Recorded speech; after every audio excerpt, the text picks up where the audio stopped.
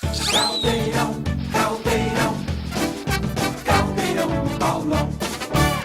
É o trabalho social da TV Caldeirão, hoje aqui na Secretaria da Fazenda, com o secretário Expedito Eloy, considerado um dos melhores secretários do governo atual de Cober Martins da Silva. O secretário Expedito Eloy, ele vai falar hoje da campanha do IPTU, quando começou, se tem tempo para encerrar e qual as vantagens que o contribuinte tem em pagar antes do vencimento. A campanha do IPTU, basicamente, ela se iniciou de forma mais frenética a partir da segunda quinzena do mês de março. Ela perdura até o vencimento do IPTU, que é 4 de abril. Qual a vantagem que o contribuinte ele tem em pagar o seu IPTU no prazo determinado pela Secretaria? Ótima pergunta, Paulo, porque Feira de Santana concede, se não o maior, o desconto mais atraente do Brasil.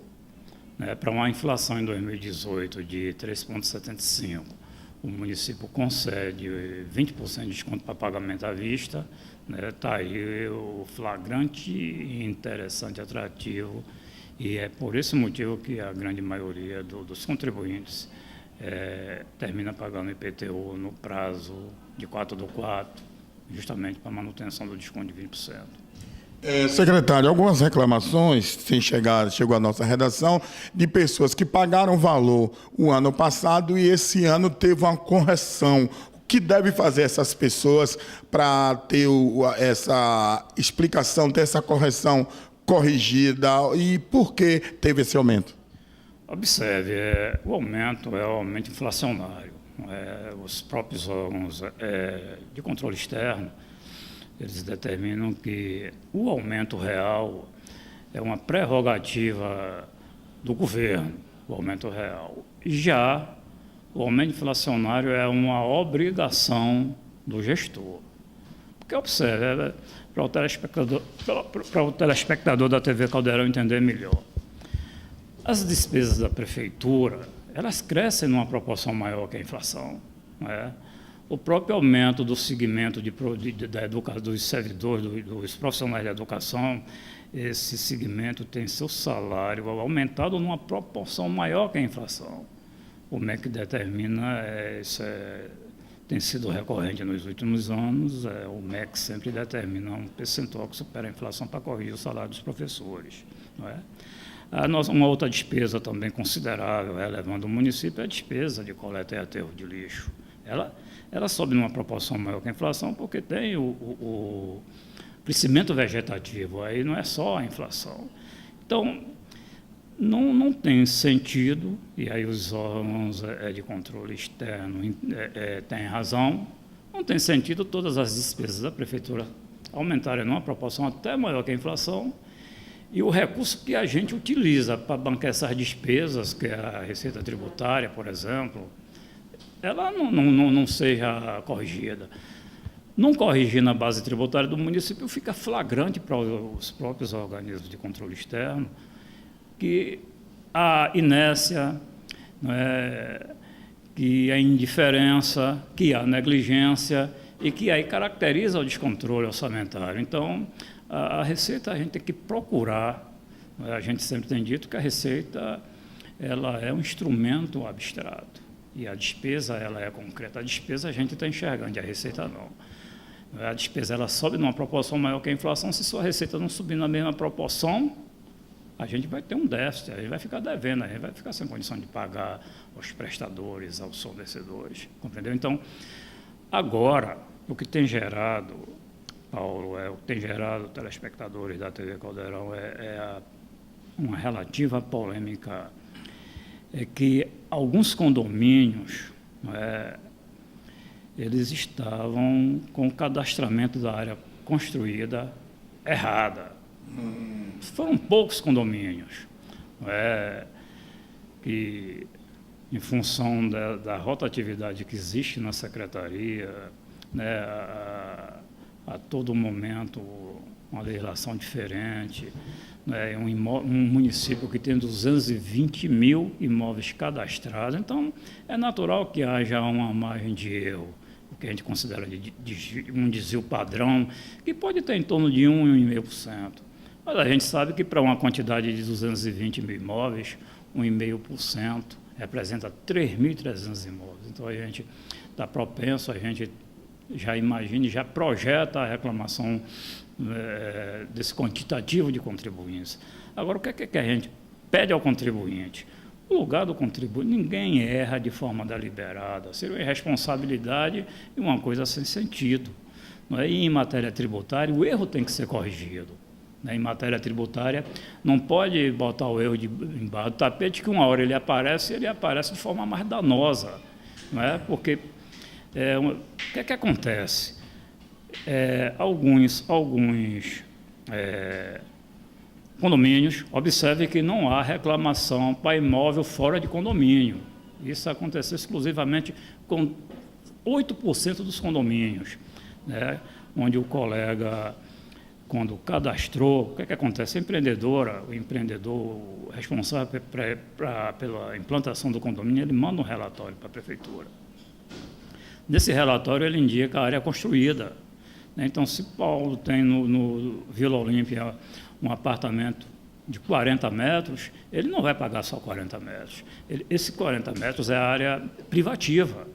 Agrega-se a essa área privativa a área comum. Tem clube, né? Existe academia, piscina, área de circulação, estacionamento. Isso inclui no imposto, né, secretário? Exatamente, isso tudo é incluído e nesses A valorização da área do imóvel. Sim, porque, observe, o binômio, a base da cobrança do IPTU é o valor do terreno somado com o valor da construção.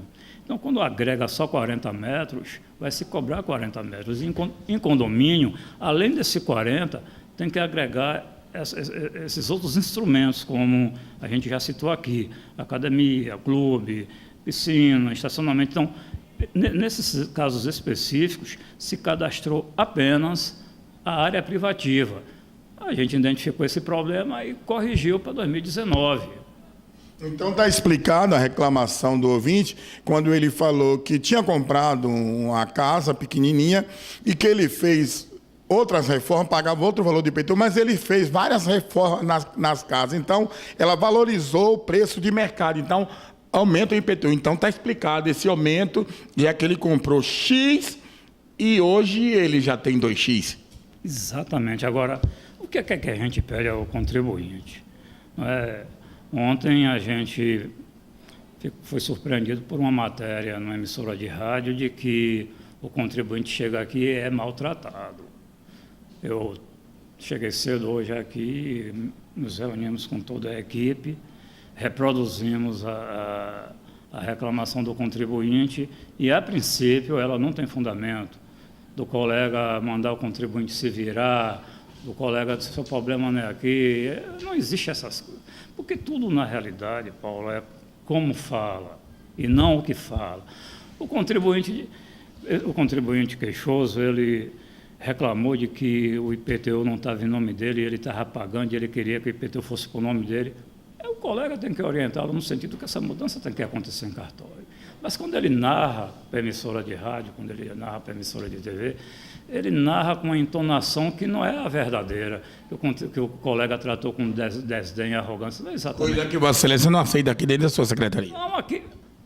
Muito bem essa sua colocação, porque aqui a gente quer que a sociedade saiba que tem 4 princípios na Secretaria da Fazenda, que se qualquer que seja o servidor descumprir um desses 4 princípios, ele está automaticamente, sumariamente afastado. Se ele for concursado, ele vai ser colocado à disposição da Secretaria de Administração, mas não assimilando a nossa filosofia de trabalho, ele não fica aqui. Atitude de desonestidade, por menor que seja, ele é afastado sumariamente. Discussão com o contribuinte, a gente não manda apurar quem tem a razão, quem não tem, não. Está todo mundo orientado aí que o contribuinte é o patrão. Você não discute com o patrão. O contribuinte tem que entrar aqui e ser saudado. É uma felicidade para a gente aqui quando o contribuinte adentra ao CEAF, porque ele está chegando para pagar imposto, ele está chegando para pagar o salário da gente, ele está chegando para financiar os investimentos que o governo faz. Então, a gente trabalha com essa filosofia aqui. Então, atitude, por mínima de desonestidade, ele está afastado. Discutiu com o contribuinte, está afastado, não se apura, porque quem tem razão. Ele discutiu, está sem razão. O contribuinte provocou, ele tem que ficar na defensiva. a atitude de indisciplina, ele está afastado, e a atitude de preconceito, ele está afastado. Esses são 4 princípios que a gente não aceita.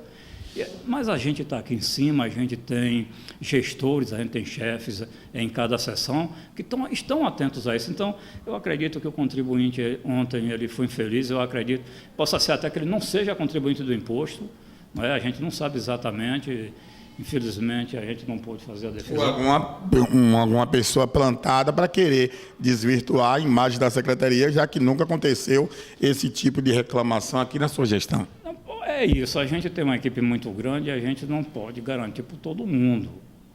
Mas a gente confia nos chefes, a gente sabe que a filosofia daqui é essa e a gente ainda não deu um flagrante para que isso fosse comprovado de forma contrária. Agora, a gente pede ao contribuinte, naturalmente a gente entende que a força da mídia ela é uma grande aliada do contribuinte. A gente entende, né?